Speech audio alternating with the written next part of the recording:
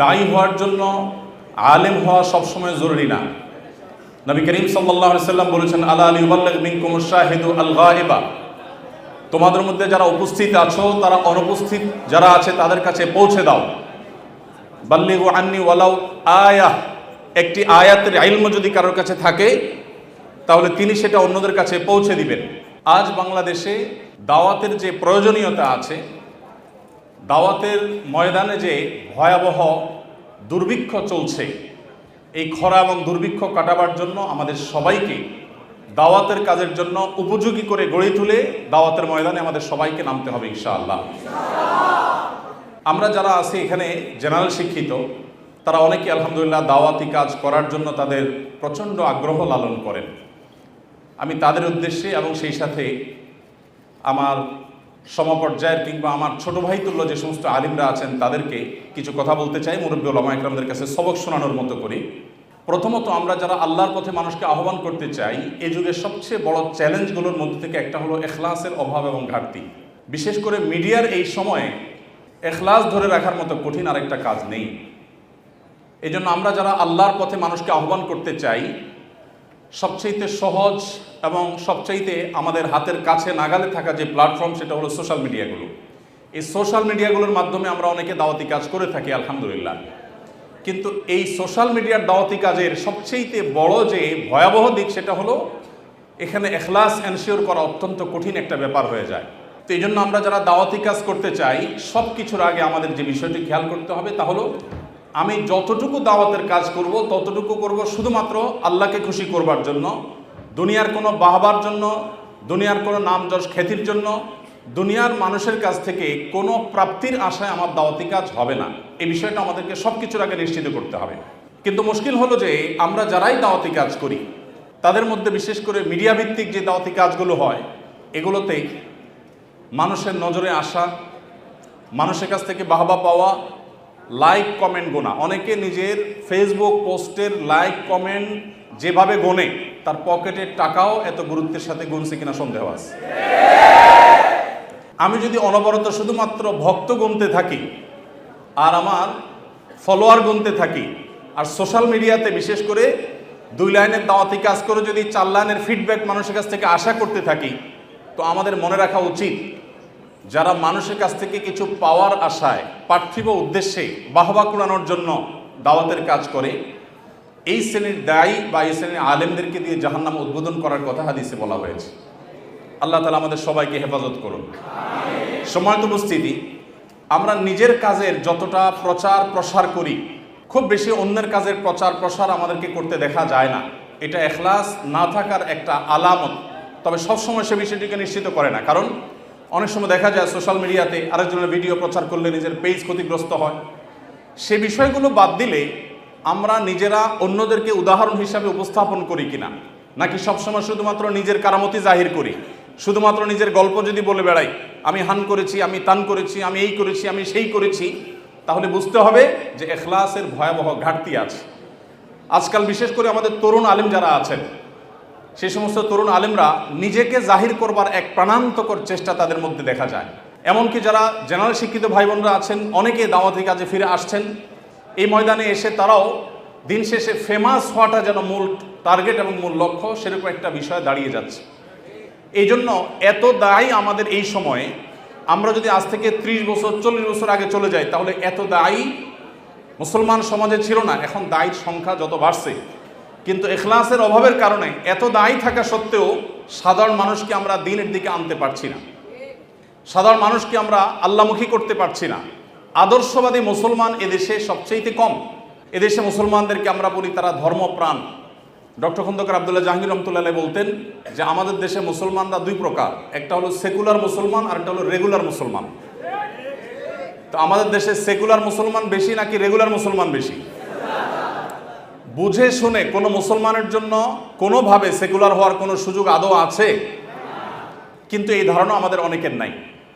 তো রেগুলার মুসলমান, সেকুলার মুসলমানদেরকে যদি রেগুলার মুসলমান বানাইতে হয়, আদর্শবাদী মুসলমান যদি বানাতে হয়, তাহলে আমাদের দাওয়া হতে হবে দাওয়া বিল ইখলাস। আল্লাহর পথে আহ্বান হবে শুধুমাত্র আল্লাহকে খুশি করবার জন্য।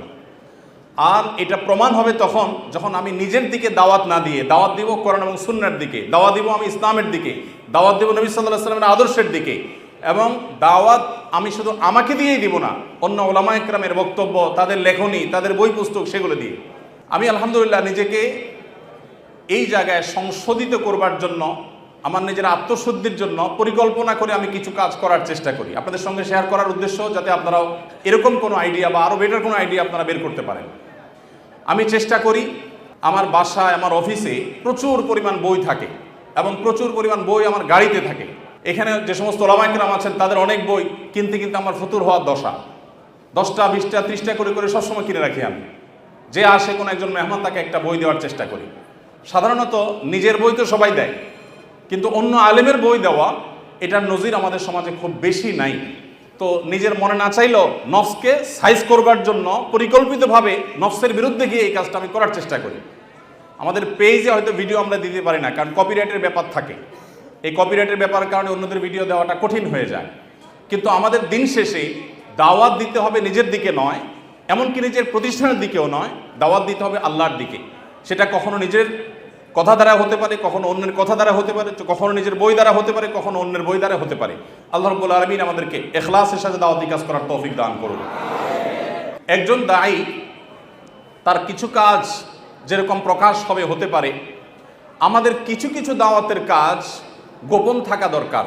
আমাদের সব দাওয়াতি কাজকে ঢোল পিটিয়ে আমরা প্রকাশ করা উচিত না। কিছু কিছু দাওয়াত থাকা উচিত, কিছু কিছু কাজ থাকা উচিত যেগুলা বাইনি ওবাইন আল্লাহ থাকবে। ওলামা ইকরাম যারা আছেন, কিছু কিছু দাওয়াতি কাজ থাকা দরকার যেগুলো কোনো বিনিময় নিয়ে হবে না, যেগুলো শুধুমাত্র আল্লাহর কাছ থেকে বিনিময় আশা করব। আমরা যারা জানা শিক্ষিত ভাইরা আছি, আমরাও আমাদের দাওয়াতি ক্ষেত্রে এরকম করতে পারি, তাহলে এগুলো আমাদের এখলাসকে এনশিওর করবে ইনশাআল্লাহ তাআলা। তো দাওয়াতের কাজের ক্ষেত্রে এখলাসের যে ভয়াবহতা এবং দুর্ভিক্ষ, এটা কাটাবার জন্য অত্যন্ত কার্যকর একটা উপায় হলো মুখলেস ওলামা ইকরামের সোহবত নেওয়া, যেটা সমাজ থেকে আজ প্রায় বিলুপ্তির দিকে। আমরা সোহবত বা সান্নিধ্য নেওয়ার গুরুত্ব একেবারেই ভুলে গেছি। যত বেশি মুখলেস, নিষ্ঠাবান, নিজেকে সবসময় লুকাবার চেষ্টা করেন, আত্মপূজারী বা আত্মপ্রচারকারী না, এরকম ওলামা ইকরাম অনেক আছেন এখনও সমাজে, পরিমাণে কম থাকলেও আছেন। সেই সমস্ত ওলামা ইকরামের সান্নিধ্যে নিজেকে যত বেশি রাখতে পারবেন, তত বেশি আপনার ভিতরে দেখবেন ইখলাস আনা সহজ হবে। আল্লাহ তাআলা আমাদের সবাইকে মুখলিসিনদের কাতারে শামিল হওয়ার তৌফিক দান করুন। তাহলে ভাই, আমাদের দাওয়াতি কাজ হবে আল্লাহর জন্য, আল্লাহকে খুশি করবার জন্য, বাহবা কুড়াবার জন্য, মানুষের কাছে ফেমাস হওয়ার জন্য বা পার্থিব আশায় যেন না হয়। আল্লাহ আমাদের সবাইকে সে তৌফিক দান করুন। দ্বিতীয়ত, আমাদের দাওয়াত হবে দাওয়া বিল ইলম। আল্লাহ সুবহানাহু ওয়া তাআলা বলেছেন, ওয়ালা তাখফু মা লাইসা লাকা বিহি ইলম। তুমি যে বিষয়ে জানো না সে বিষয়ে তুমি কোনো অবস্থান গ্রহণ করতে যাবে না। আমরা অনেকে আছি, যে বিষয়ে আমি ওয়াজ করছি, যে বিষয়ে আমি দাওয়াত দিচ্ছি, সে বিষয়টি আমি নিজে ভালো করে জানি না। আমি নিজে যে কোনো বিষয়ে সর্বোচ্চ ভালো করে জানবো, তারপর আমি সেটা বলবো। এখানে হযরত মাওলানা জয়নুল শাহ হুজুর আছেন। দারুল ইরশাদ মাদ্রাসায় হযরতের একটি উক্তি আমার জীবনে এমনভাবে গেঁথে গেছে, আমি বহু জায়গায় এটা আলোচনা করেছি। আমি এবার সনদ সহ কথা বলার চেষ্টা করি, আরেকজনের কথা নিজের কথা হিসাবে চালিয়ে দেওয়ার চেষ্টাটা করি না। আমি সবসময় যেটা যার কাছ থেকে শুনেছি তার নাম সহকারে বলি, এটা আমার একটা আদত অভ্যাস। তো হযরতের কাছ থেকে শুনেছিলাম, ছোট্ট একটা ঘরোয়া মজলিসে, আমরা 7-8 জন ছিলাম দারুল ইরশাদে। হযরত বলতেছিলেন যে, যেই বিষয়টা জানার জন্য গোটা পৃথিবীর মানুষ মুখিয়ে আছে, ধরুন এমন একটা তথ্য, আমেরিকাতে প্রেসিডেন্ট নির্বাচন হয়েছে, ধরেন আমাদের দেশে একটা জাতীয় নির্বাচনের ফাইনাল ফলাফল প্রকাশ হবে, ঠিক সেই রকম একটা পর্যায়ে দেশের কোটি কোটি মানুষ সবাই অধীর আগ্রহে অপেক্ষা করছে, হাড্ডাহাড্ডি লড়াই হয়েছে, কোন দল জিতেছে জানার জন্য সবাই অপেক্ষমান। এখনো কেউ জানে না, নিউজ প্রকাশিত হয়নি এবং কোনোভাবে ফাইনাল ক্যালকুলেশন করা যায়নি। এরকম একটা পরিস্থিতিতে সবার আগে আপনি তথ্যটা জানতে পেরেছেন যে কোন দল জিততে যাচ্ছে, এরকম একটা ইনফরমেশন যেটা জানবার জন্য কোটি কোটি মানুষ অধীর আগ্রহে অপেক্ষা করছে, কেউই আন্দাজ করতে পারছে না কি হতে যাচ্ছে, সেটি আপনি জেনে গেছেন। এই জিনিসটাও যখন আপনি মানুষকে বলতে যাবেন বা ফেসবুকে লিখতে যাবেন, তখন বলার সময় এমনভাবে বলার চেষ্টা করবেন যেন আপনি ছাড়া আরও মানুষরা জেনে থাকতে পারে। আপনি এমনভাবে সেটা প্রকাশ করবেন যে হয়তো আপনারা কেউ জেনেও থাকতে পারেন, আমি নিজে চোখে দেখেছি ফাইনাল ক্যালকুলেশন, যেটা মাত্র ঘোষণা হতে যাচ্ছে, পেপার প্রিন্ট আউট হয়ে গেছে, সিগনেচার হয়ে গেছে, সেটা এটা আপনারাও কেউ হয়তো জেনে থাকবেন। একজন দাঈ ইলাল্লাহ, আল্লাহর পথে আহ্বানকারী দায়িত্বশীল মানুষ, তার কথার ভিতরে এরকম বিনয় থাকবে। আর যদি আমি বলি এটা কোনো মায়ের পুত, কোনো বাপের পুত, বাপের জন্মে শুনে নেই, তাহলে এটা কোনো দায়ী বা কোনো আলেমের ভাষা হতে পারে না। আলেম যত বেশি জানবে তারপরও সে বলবে আল্লাহু আ'লাম বিস-সাওয়াব। আলেম যদি বলে যে এই কথা আমি বলেছি, আল্লাহর জমিনে কোনো মায়ের পুত এটা উল্টানোর ক্ষমতা নাই, এটা কোনো আলেমের ভাষা হতে পারে না। আমরা অনেকে সোশ্যাল মিডিয়াতে দাওয়াতি কাজ করতে গিয়ে নিজেদেরকে ঠিক এইরকম পর্যায়ে নিয়ে যাই, এটা আমাদের উচিত না। প্রথমত আমরা যা বলবো সেটা জেনে বলবো, দ্বিতীয়ত আমাদের দাওয়াতের ভিতরে বিনয় থাকবে। আমাদের দাওয়াতি কাজ, বিশেষ করে ফেসবুকের দাওয়াতি কাজ যারা করেন, এই ফেসবুক মুজাহিদ বা ফেসবুক দায়ী যারা, তাদের বড় একটা অংশকে দেখা যায় এখন দাওয়াতি কাজ মানেই তো হলো সোশ্যাল মিডিয়ার দাওয়াত সবচেয়ে বেশি। তো এইখানে যারা দাওয়াতি কাজ করে থাকেন তাদের বড় একটা অংশ ধারণার উপরে ভিত্তি করে দাওয়াতি কাজ করেন, আরেকজনের কথাকে নিজের নামে চালিয়ে দেন এবং এটাকে কোনো দোষের কিছু মনে করেন না, যেটাকে ইন্তেহাল বা কালাম চুরি, আরেকজনের কথা চুরি করা বলা হয়, এটাকে কোনো দোষে কিছু মনে করা হয় না। তো দাওয়াতি কাজ যারা করবেন তিনি যা জানবেন সেটাই শুধু বলবেন। আল্লাহ সুবহানাহু ওয়া তাআলা কোরআনে কারিমেও আমাদেরকে এই নির্দেশ করেছেন, তার নবী সাল্লাল্লাহু আলাইহি ওয়াসাল্লামকে নির্দেশ করেছেন, বাল্লিগ মা উনজিলা ইলাইক, হে রাসূল আপনার কাছে যা নাজিল হয়েছে আপনি সেটার প্রচার করুন, মন গড়া কোনো কথা নয়। সো আমরা যেটা জানবো নিশ্চিতভাবে শুধু সেটার দাওয়াতি কাজ করবো ইনশাআল্লাহ। তৃতীয়ত যে বিষয়টি আমাদের লক্ষ্য করা দরকার তা হলো দাওয়াতের ভাষা হবে অত্যন্ত কোমল এবং নরম। মুফতির ফতোয়া আর দাওয়া দুইটার টোন একরকম হবে না। আমরা বেশিরভাগ মানুষ দাওয়াতি কাজ করতে যাই, বিশেষ করে সোশ্যাল মিডিয়াতে, সেটার মুডটা থাকে ঝগড়াটে মুড, মনে হয় যে আমরা ঝগড়া করতে নেমেছি।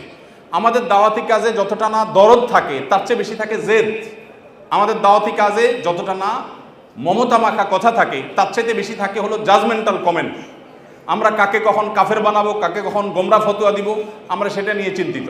আমরা অন্যকে নিয়ে যতটা চিন্তা করি আমাদের নিজেদের নিয়ে এতটা চিন্তা বা এর ধারে কাছেও নাই।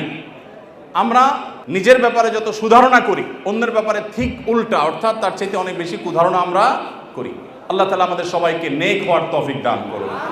ভাইরা আমার, এই পরিস্থিতির একটা বড় কারণ আছে, সেটা হলো 4 নম্বর কারণ, সেটা হলো আমরা যারা দাওয়াতি কাজ করি বেশিরভাগ মানুষ দাওয়াত শেখা ছাড়া দাওয়াতি কাজ করি। আমি সবসময় বলার চেষ্টা করি যে আমরা তরুণ আলেম যারা আছি অথবা জেনারেল শিক্ষিত ভাই যারা আছেন, সিনিয়র ওলামা একরাম, মুরব্বী, আল্লাহ ভীরু, মুত্তাকি, পরহেজগার, বিচক্ষণ, বিদগ্ধ, সময় সচেতন ওলামা একরামের সরাসরি সান্নিধ্য এবং তত্ত্বাবধান সবসময় থাকা উচিত। এই একটা জিনিসের অভাবে অনেক সম্ভাবনাময় দায়ী তারা অকালে হারিয়ে যান, তারা শেষ হয়ে যান। তাদের দ্বারা উম্মত অনেক বেশি উপকৃত হতে পারত, কিন্তু সেটা হয়ে উঠছে না। হঠাৎ করে তারা একেবারে অনেক বেশি চমকে ওঠেন, আবার হঠাৎ করে তারা নিভে যান। এর অন্যতম কারণ হলো এই জায়গাটা। এই জন্য আমি বিনীতভাবে আপনাদেরকে অনুরোধ করতে চাই, আল্লাহর ওয়াস্তে সোশ্যাল মিডিয়াতে যখন দিনের কাজ করবেন, কোরআন এবং হাদিসকে রিপ্রেজেন্ট করবেন, আল্লাহ এবং তার রাসূলের পথে মানুষকে আহ্বান করবেন, আপনার ভুলগুলো ধরার জন্য কোনো একজন বা একাধিক মুরব্বী যেন থাকে, যার কথা আপনি শুনবেন, যার সাথে আপনি পরামর্শ করবেন।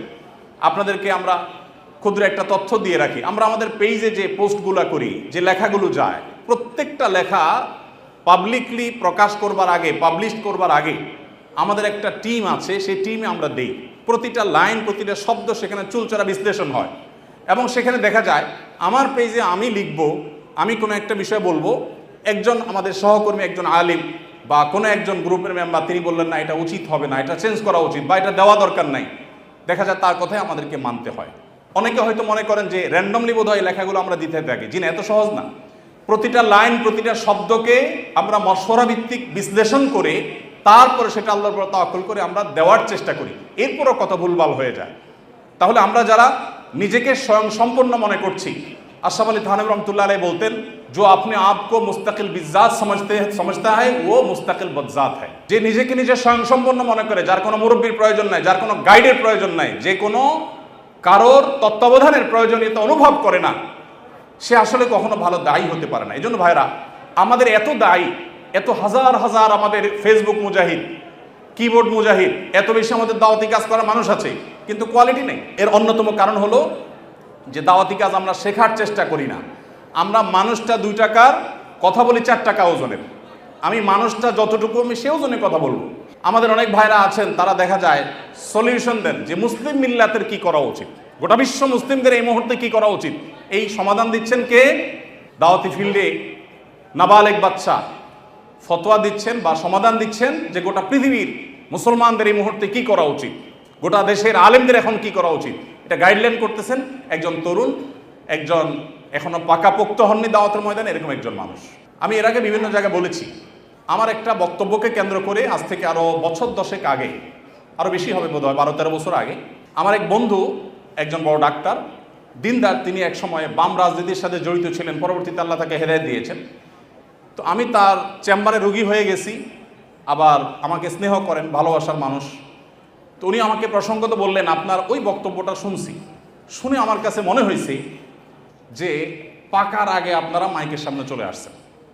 এটা আমাকে উনি বললেন, ডাক্তার সাহেব বললেন যে আপনাদের সমস্যা হলো আপনারা হুজুরদের অনেকে আছেন, আপনি সহ, যে আপনারা পাকার আগে মাইকের সামনে চলে আসছেন। উনি কয়েকজন দায়ীর নাম বললেন, ডক্টর আব্দুল্লাহ জাহাঙ্গীর রহমতুল্লাহর কথা বললেন, আর কয়েকজন দায়ীর নাম বললেন ওনারা পাকছেন তারপরে মাইকের সামনে আসছেন, যার কারণে তাদের কথার ভিতরে সে পোক্ততা বোঝা যেত।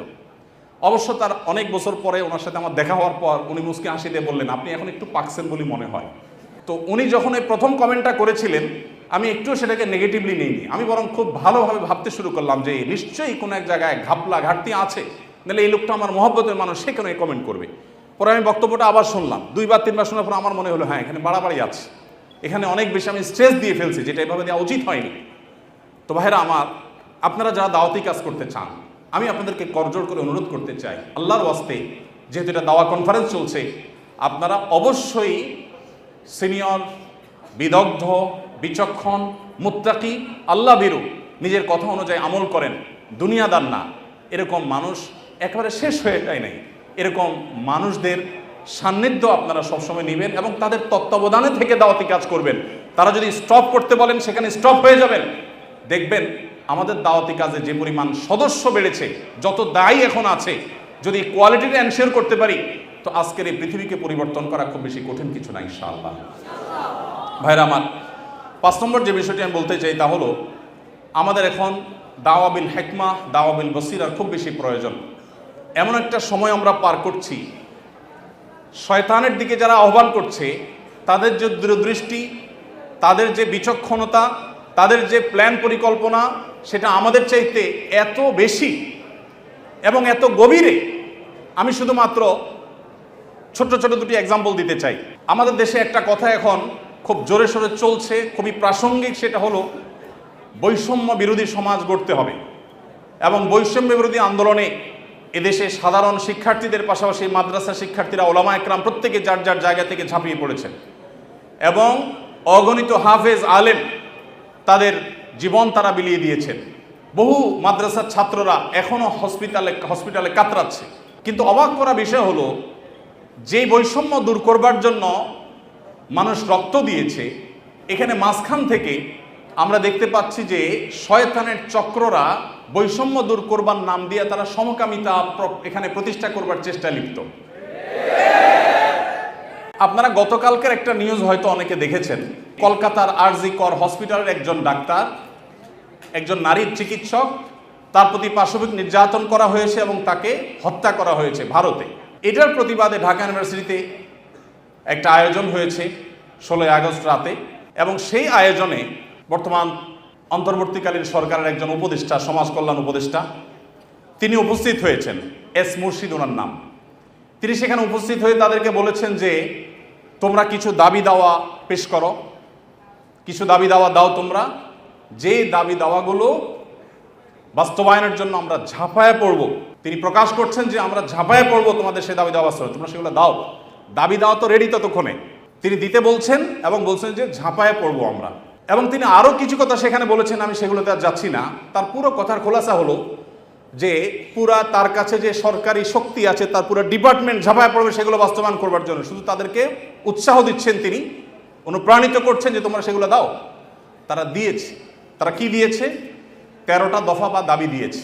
এই 13টা দফা দাবির ভিতরে আমি যদি একটু পড়ে শোনাবার চেষ্টা করি, একটা দাবি ছিল 3 নম্বরের, সেটা হলো ধর্ম, গোত্র এবং বর্ণের ঊর্ধ্বে গিয়ে প্রতিটি লিঙ্গের মানুষের সম্পত্তিতে সমান অধিকার দিতে হবে।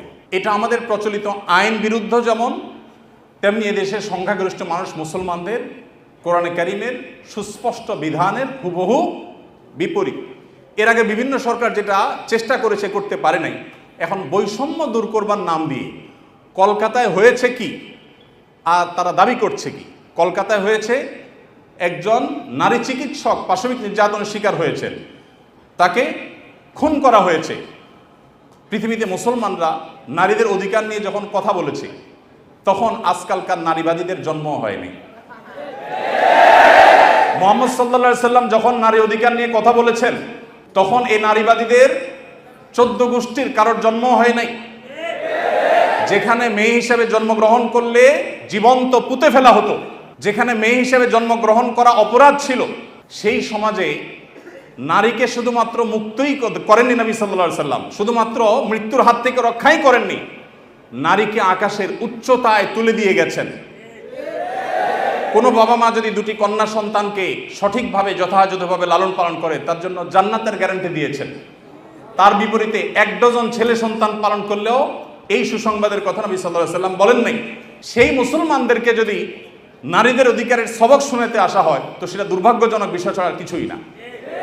ভাইরা আমার, এখানে আপনারা দেখতে পাচ্ছেন, হয়েছে একজন নারী চিকিৎসকের প্রতি জুলুম নির্যাতন, সেটার প্রতিবাদ হবে, কিভাবে তার জুলুম থেকে রক্ষা করা যায় সেটা বলা হবে।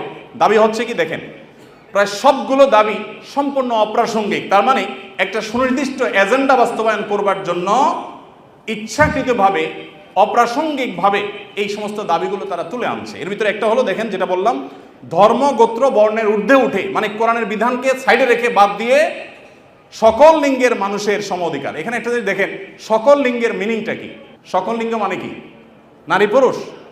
জি না, মূলত সমকামিতার কথা সরাসরি না বলে এই যে সকল লিঙ্গ, তারপরে যে আপনার জেন্ডার ডাইভার্সিটি, জেন্ডার বৈচিত্র্য, লিঙ্গ বৈচিত্র্য, এগুলো সবগুলোর মিনিং হলো যে এখানে তারা সমকামিতাকেও একটা লিঙ্গ হিসাবে, সমকামীদেরকে একটা লিঙ্গ হিসাবে, ট্রান্সজেন্ডারদেরকে একটা লিঙ্গ হিসাবে এখানে প্রবেশ করাচ্ছে, সরাসরি বলছে না।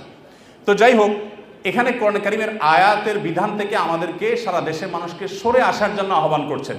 এই দেশে ছাত্ররা বৈষম্য বিরোধী, কোটা বিরোধী আন্দোলন করেছে কি কোরআন কারীমকে পরিবর্তন করবার জন্য? কোরআনের বিধানকে উল্টাবার জন্য মুসলমানরা রক্ত দিয়েছে? কিন্তু তারা তো সেই দাবি করছে। আমাদের ছাত্রদের, আমাদের মুসলমানদের রক্তকে তারা কিসের বিনিময়ে বিক্রি করছে দেখেন।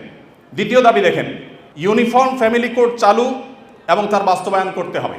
এটার সহজ কথা হলো যে মুসলিম পারিবারিক আইন যেটা আছে এটা তুলে দিতে হবে, এবং তারা যে সমাজ চায় সেই সমাজ সোজা কথা বাস্তবায়ন করতে হবে, যেটা এদেশের সংখ্যাগরিষ্ঠ মানুষের চিন্তা, দর্শন, মূল্যবাদের পরিপন্থী। 4 নম্বর, সন্তানের অভিভাবকত্বের আইন পরিবর্তন করতে হবে। নারীকে সন্তানের অভিভাবকত্ব দিতে হবে। কোরআন পুরুষকে, বাবাকে অভিভাবকত্বের দায়িত্ব দিয়েছে, এবং সেটা আমাদের সমাজে প্রতিষ্ঠিত, এটা আমাদের সমাজের সংস্কৃতি, এটা এদেশের মানুষের আবহমানকাল থেকে আসা সংস্কৃতি, এটাকে পরিবর্তন করে ফেলতে হবে। দেখুন, এগুলো এতটা অপ্রাসঙ্গিক এই সমাজে যে এগুলো নিয়ে এদেশের মানুষের কোনো কনসার্ন নাই, কিন্তু তাদের কনসার্ন আছে। এরপরে দেখেন 7 নম্বর হলো নারী, আদিবাসী, প্রতিবন্ধী এবং ভিন্ন লৈঙ্গিক পরিচয়ের মানুষকে, দেখেন নারী আসছে, আদিবাসী আসছে, প্রতিবন্ধী আসছে, এরপরে আবার নারীর পরে আবার ভিন্ন লৈঙ্গিক পরিচয়ের মানুষ বলতে কি বোঝানো হয়? পুরুষ এবং মহিলা ছাড়া ভিন্ন লিঙ্গ এর পরিচয় দেয় যারা, তারা কারা? ট্রান্সজেন্ডার। আরো সহজ করে বলতে গেলে সমকামী। কারণ একজন পুরুষ যখন নিজেকে নারী ঘোষণা করে, তখন তিনি আরেকটা পুরুষের সাথে বিয়ে বসে, কারণ তিনি ঘোষণা করছেন নিজেকে নারী, এখন একটা পুরুষের সাথে বিয়ে বসেন। যখন একটা ছেলেকে বিয়ে করেন তিনি, তখন আগে থেকেই তো তিনি পুরুষ, এখন একটা ছেলেকে বিয়ে করলেন, তাহলে সমান সমান কি দাঁড়ালো? সমকামী। তো এই সমকামিতা এদেশে মানুষকে গিলানো সহজ হবে না, সেজন্য এই সমস্ত শব্দের মায়ের পেশ তারা দিচ্ছে। আপনি দেখেন প্রতিটা দফায় হয়েছে কলকাতায় কি, আর তারা দাবি করছে কি। তো এই যে ব্যাপারটা দেখেন, এখানে তারা বলছে যে নারী, আদিবাসী, প্রতিবন্ধী এবং ভিন্ন লৈঙ্গিক পরিচয়ের মানুষদের প্রতিনিধিত্বের জন্য যৌক্তিক অনুপাতে কোটা বরাদ্দ দিতে হবে। যে কোটা বিলুপ্তির জন্য এত কিছু, সেই ছাত্রদের করা সরকারের উপদেষ্টা এখন কোটা চাচ্ছেন সমকামীদের জন্য। এই মানুষগুলো যারা শারীরিকভাবে সুস্থ সবল, তারা নিজের মেধায় তো লড়তে পারেন, কিন্তু এখানে নারীদের জন্য শুধু কোটা চাচ্ছেন তিনি তা না, তিনি ভিন্ন লৈঙ্গিক পরিচয় ধারণকারী মানুষদের অর্থাৎ সমকামীদের জন্য তিনি কোটা চাচ্ছেন। সমকামীদের শুধু বৈধতা দেওয়ার কথা বলছেন না, তাদের জন্য কোটা রাখার দাবি করা হচ্ছে। এরপরে আমরা দেখতে পাচ্ছি 8 নম্বর যে দাবি, সে দাবিতে লেখা আছে যে বলা হয়েছে যে 1860 সালের গর্ভপাতের আইন বাতিল করতে হবে, নারীকে গর্ভপাতের পরিপূর্ণ স্বাধীনতা দিতে হবে। মানে জেনা ব্যভিচার হবে, অসামাজিক কার্যকলাপ হবে, মনে চাইলে গর্ভপাত করবে, এই বিষয়গুলো ইজি করে ফেলতে হবে। সোজা কথা, গর্ভপাতের মাধ্যমে যে ভ্রূণ হত্যা করা হয় এটা কি হত্যা না হত্যা না? তো মানবতার ধ্বজাধারীরা দাবি করছেন কিসের? যে একটা মানব ভ্রূণ হত্যা করার অনুমতি দিতে হবে, স্বাধীনতা দিতে হবে। এ দাবি করছেন কারা? মানবতার সবক দেয় যারা আমাদেরকে সকাল বিকাল তারা। এরপর আপনি দেখেন কলকাতায় ঘটেছে কি, একজন নারী চিকিৎসকের উপরে জুলুম হয়েছে, আর তারা চাচ্ছে কি যে যে কোনো নারী যে কোনো জায়গায় গর্ভপাত করতে পারবে, পারমিশন চাচ্ছে। তার মানে যত রকমের অবৈধ সম্পর্ক আছে, জেনা ব্যভিচার আছে, এগুলো করে যাতে কারো টেনশন করতে না হয়, সে রাস্তা যাতে সুগম হয়, সেটা তারা চাচ্ছে। কলকাতা হয়েছে কি আর তারা দাবি করছে কি? আচ্ছা, এরপরে দেখেন 9 নম্বর দাবি করেছে তারা, নারী এবং লৈঙ্গিক বৈচিত্র্যের মানুষের জন্য সমান কর্মসংস্থানের সুযোগ দিতে হবে এবং নিরাপদ কর্মসংস্থানের নিশ্চয়তা দিতে হবে। তার মানে নারী এবং লৈঙ্গিক বৈচিত্র্যের মানুষদের কথা বলা হচ্ছে এখানে। পুরুষ তো আছেই, মহিলা পুরুষের বাদে আবার বিভিন্ন লৈঙ্গিক পরিচয়ের ধারণকারী মানুষদের জন্য কর্মসংস্থানে বিশেষভাবে তাদের জন্য সুযোগ দিতে হবে, পরিবেশ করতে হবে। তার মানে কি নারী পুরুষ ছাড়া কি আছে? ট্রান্সজেন্ডার বা সমকামী। যদি আপনি বলেন না আমি এখানে তৃতীয় লিঙ্গ বুঝেছি, তাহলে তৃতীয় লিঙ্গ বলতে আপনার সমস্যা কি? লৈঙ্গিক বৈচিত্র্য শব্দ বলতে কতগুলো অক্ষর ব্যবহার করতে হয়েছে, উচ্চারণ করাও তো একটু কঠিন। আপনি তৃতীয় লিঙ্গে বলতে সমস্যা কোথায়? হিজড়া বলতে যদি আপনি না চান, না বললেন। তৃতীয় লিঙ্গ তো আমাদের দেশের স্বীকৃত ভাষা, সংবিধানের ভাষা, তাহলে সেটা ব্যবহার করতে অসুবিধা কোথায়? তার মানে এটা তাদের উদ্দেশ্য না। আমি তো দায়িত্ব নিয়ে বলতে পারি এটা তাদের উদ্দেশ্য। তাদের উদ্দেশ্য হলো সমকামী বা ট্রান্সজেন্ডারদেরকে তারা সমাজে প্রতিষ্ঠা করবার অপচেষ্টায়। ভাইরা আমার, এখনো দেশের কিছুই ঠিক হয় নাই, কত জটিল অবস্থা। এখনো পুলিশ ভালো করে তাদের কাজে যোগদান করতে পারেনি, এখনো স্থবিরতা আছে, স্টাবল হচ্ছে না। সবাই সর্বাত্মক সহায়তা করছে, আমরা সবাই সহায়তা করছি। এই শুরুতে এসেই দেখেন তারা একটা পর একটা দফা দিচ্ছে এবং সেখানে এদের দফার সাথে দফা দেওয়ার জন্য, দাবি দেওয়ার জন্য উপদেষ্টা মহোদয় তাদেরকে বলছেন এবং বলছেন ঝাঁপিয়ে পড়বেন তিনি এই দাবিগুলো বাস্তবায়ন করবার জন্য। এরপরে 10 নম্বর দাবি দেখেন, প্রতিটি ভিন্ন ভিন্ন লৈঙ্গিক পরিচয়ের মানুষের রাষ্ট্রীয় পরিচয়পত্রে তার লৈঙ্গিক পরিচয়ের স্বীকৃতি থাকতে হবে। তার মানে পুরুষ, মহিলা, ট্রান্সজেন্ডার বা সমকামী এটা থাকতে হবে। পুরুষ মহিলা তো আছেই, তাহলে প্রতিটি লৈঙ্গিক পরিচয় ধারণকারী মানে কি বোঝাচ্ছেন আপনি? আপনি বলেন যে পুরুষ, মহিলা, হিজড়া বা তৃতীয় লিঙ্গ, এটা তো হয়ে যায়। কিন্তু প্রত্যেকটা মানে কি? প্রত্যেকটা লিঙ্গ পরিচয় ধারণকারী মানুষের মিনিং হলো এটা।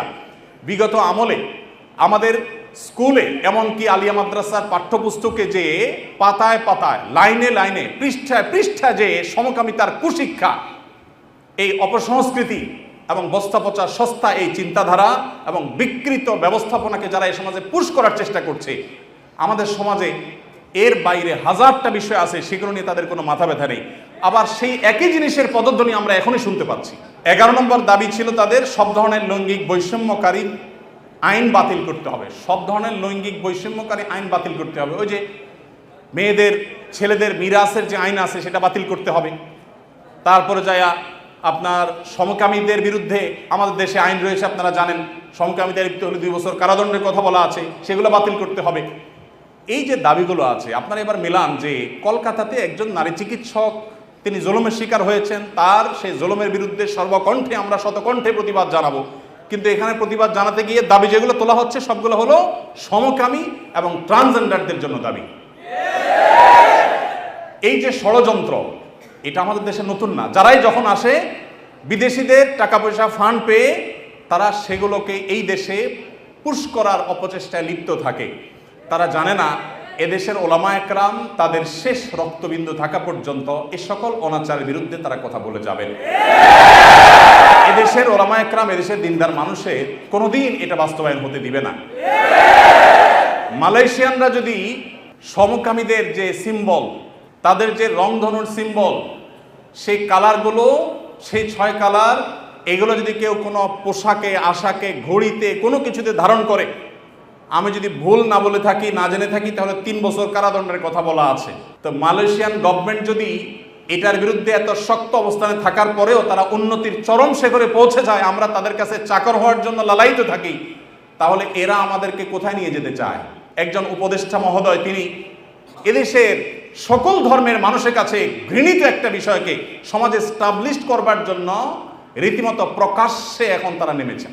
এখন একজন আলেম হিসাবে, একজন দায়ী হিসাবে আমাদের বুদ্ধিবৃত্তিকভাবে এই সকল ষড়যন্ত্র মোকাবেলা করতে হবে। আমরা এদেশের বৈষম্যের বিরুদ্ধে, যত প্রকার বৈষম্য আছে সেই বৈষম্যের বিরুদ্ধে ওলামায়ে কেরাম কথা বলেছেন। সবচেয়ে বেশি বৈষম্যের শিকার তো আলেম সমাজের দেশে। আলেমদের চাইতে, দাড়ি টুপি এবং হিজাবের চাইতে বেশি বৈষম্য এদেশে কার প্রতি হয়েছে? আমাদের এই সমাজে শুধুমাত্র এই স্বাধীনতার পর থেকে না, ব্রিটিশ আমল থেকে শুরু হয়েছে। ওলামায়ে কেরাম এবং দিনদার মানুষ তারা এই সমাজের সবচেয়ে নিগৃহীত, সবচেয়ে নিষ্পেষিত।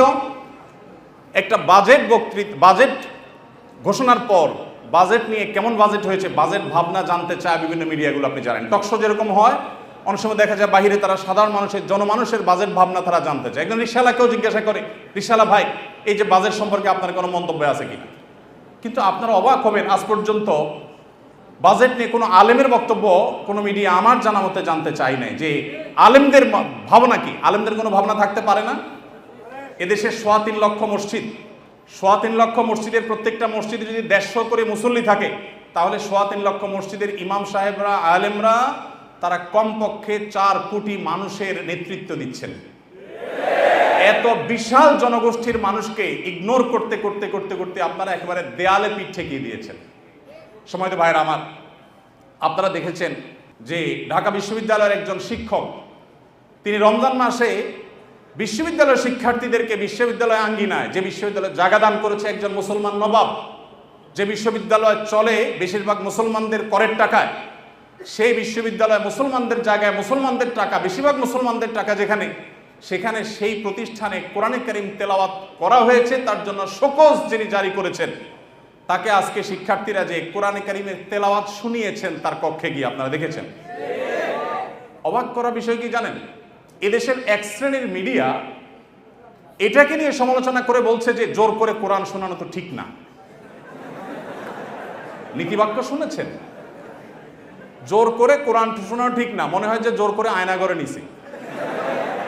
যারা জোর করে আয়নাঘরে নেওয়ার বিরুদ্ধে কোনোদিন একটা শব্দ বলতে পারে নাই, তারা এখন আল্লাহর কালাম শুনাইছে একজন মুসলমান দাবিদার মানুষকে, কোনো হিন্দুকেও শোনায় নাই, সেটার বিরুদ্ধে তারা প্রতিবাদ করতেছে জোর করে কোরআন তেলাওয়াত করা ঠিক না। তাহলে জোর করে কোরআন তেলাওয়াত বন্ধ করা ঠিক আছে? রমজানে যখন কোরআন তেলাওয়াত করতে দেওয়া হয় নাই, সেখানে শোকজ জারি করা হয়েছে, সেটা ঠিক ছিল?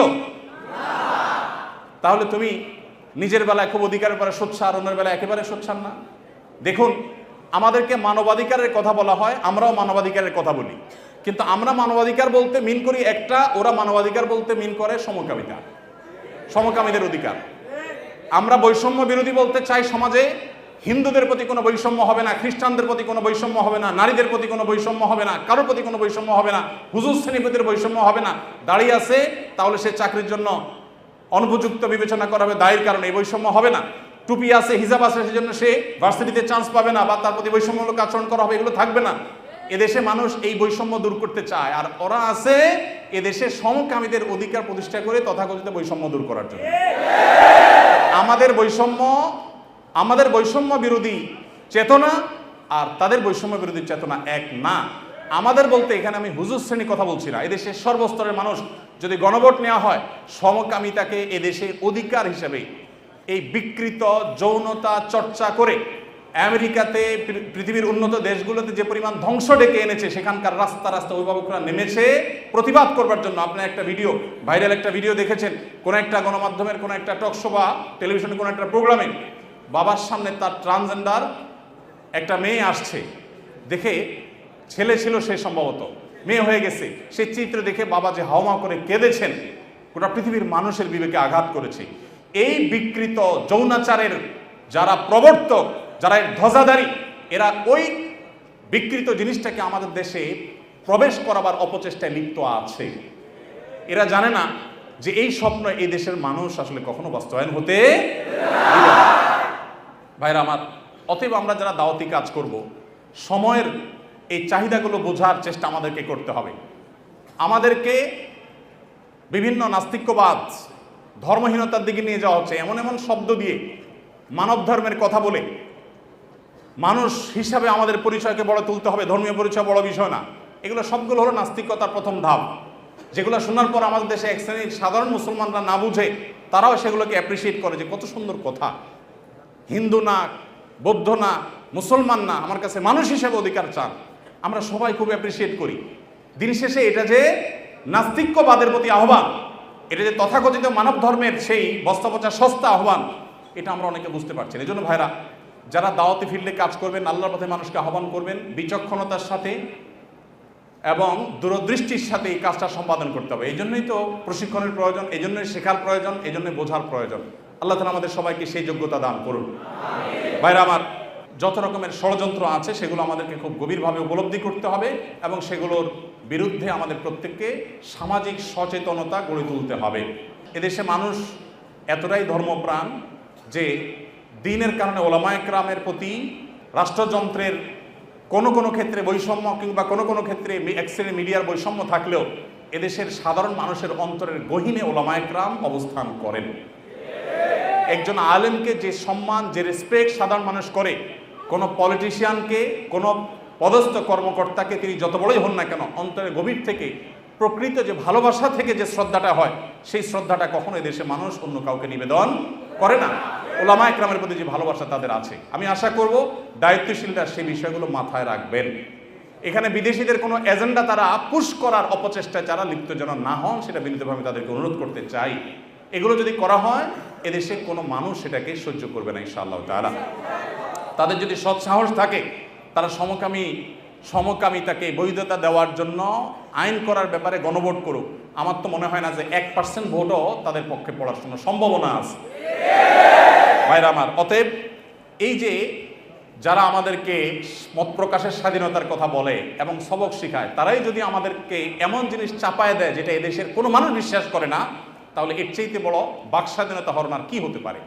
বিধায় আমরা আশা করব যে যারা দাওয়াতি কাজ করেন তারা এই টোনগুলো বোঝার চেষ্টা করবেন যে আপনাকে বৈষম্য বলতে কি বোঝাচ্ছে, মানবাধিকার বলতে আপনাকে দিয়ে বলাচ্ছে কি, আর তার মতলবটা কি, এটা বোঝার চেষ্টা আমাদেরকে করতে হবে।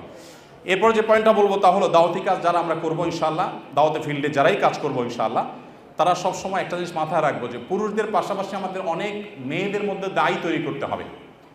আমাদের দেশে নারীদের মধ্যে দাওয়াতি কাজ করবার মতো সেরকম মহিলা দায়ী, উপযুক্ত দায়ী নাই।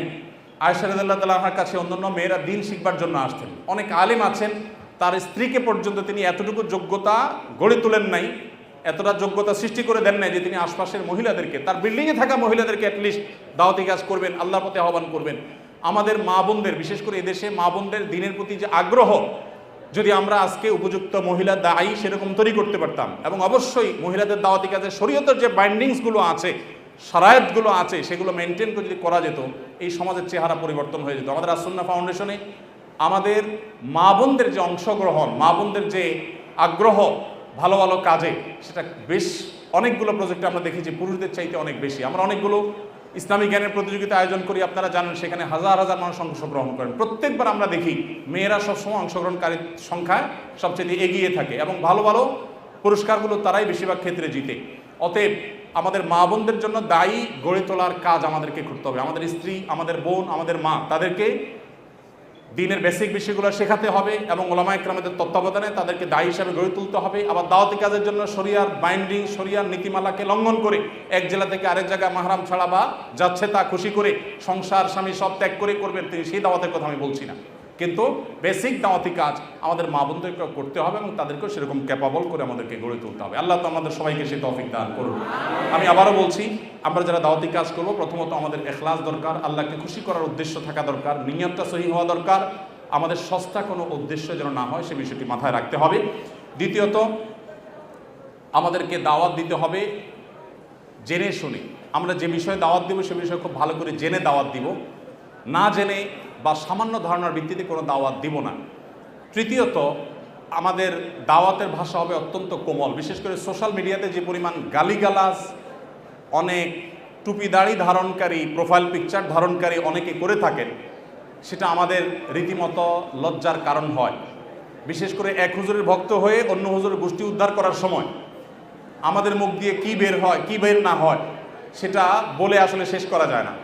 ডক্টর খন্দকার আব্দুল্লাহ জাহাঙ্গীর রহমতুল্লাহ এটা কথা বলতেন। স্যার বলতেন যে এই দেশের মানুষের কাছে যদি আল্লাহ জান্নাত জাহান্নামের ফয়সালার জিম্মাদারে দিতেন, তাহলে জান্নাত পুরোটাই খালি থাকতো, কেন খালি থাকতো? কারণ একজনের মতে আরেকজন জাহান্নামী, আবার তার মতে এই জাহান্নামী, তাহলে উভয় গড়ে জাহান্নামী, জান্নাত খালি থেকে যেত। তো আমরা এই যে জাজমেন্টাল কমেল বেশি করি, কাজের কাজ কম করি। আমাদের দাওয়াত হইতে হবে অত্যন্ত বিনয়ের সাথে, এখলাসের সাথে, তাকওয়ার সাথে, কোমলতার সাথে। আল্লাহ আমাদেরকে সেই তৌফিক দান করুন। এরপরে যে বিষয়টি খেয়াল করতে হবে তা হলো দাওয়াতি কাজ শিখতে হবে। আমি যতটুকু দাওয়াতি কাজ করবো ততটুকু শিখবো, এবং আমার কোনো না কোনো মুরব্বী, তত্ত্বাবধানকারী, কোনো না কোনো বিচক্ষণ ব্যক্তি আমার পেছন থেকে আমাকে গাইড করবেন, শাসন করবেন, আমার ভুল ধরিয়ে দিবেন, সেই ব্যবস্থাপনা আমার রাখতে হবে। এর পাশাপাশি যেটি বলবো তা হলো দাওয়াত হবে বিচক্ষণতার সাথে, বিদগ্ধভাবে এবং বসিরতের সাথে, অন্তর্দৃষ্টির সাথে। চলমান পরিস্থিতি কি হচ্ছে, আমার কি করা উচিত, সেটা বুঝে শুনে আমাকে পদক্ষেপ নিতে হবে। আমার শব্দ চয়ন, আমার উপস্থাপন, সব কিছু এটার সাথে সংশ্লিষ্ট বিষয়। তারপরে যেটি বলেছি তা হলো দাওয়াতি কাজের জন্য আমাদের মা বোনদেরকে উপযুক্ত করে তুলতে হবে, গড়ে তুলতে হবে। তারা এক একজন যাতে অন্যান্য নারীদের মধ্যে শরীয়তের উসুল এবং জওয়াবেত, শরায়েত এগুলো মেনটেন করে তারা যেন দাওয়াতি কাজ করতে পারেন। আল্লাহ রাব্বুল আলামিন আমাদের সবাইকে সেরকম যোগ্য দাঈ ইলাল্লাহর তৌফিক দান করুন। আল্লাহ নবীর রেখে যাওয়া দিনকে আমরা মানুষের দ্বারে দ্বারে, ঘরে ঘরে, গোটা পৃথিবীতে যেন আমরা সর্বোত্তম উপায়ে পৌঁছে দিতে পারি। আল্লাহ তাআলা আমাদের সবাইকে সেরকম ক্যাপাবল এবং যোগ্য হওয়ার তৌফিক দান করুন। জাযাকুমুল্লাহ খাইর ওয়া আখিরু দাওয়ানা আলহামদুলিল্লাহি রাব্বিল আলামিন।